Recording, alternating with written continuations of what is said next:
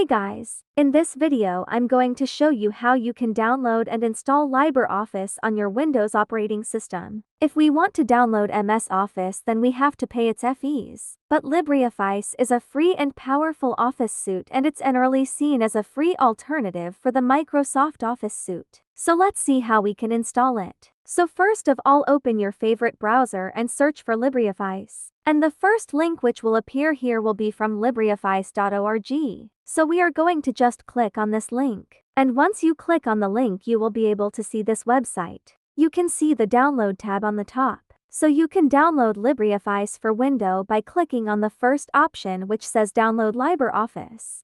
Once you click on the download button, it's going to download. When download is complete, click download and click open downloaded file. And now you can see the Windows installer for LibreOffice has been started. On this first page, you just need to click on the next button.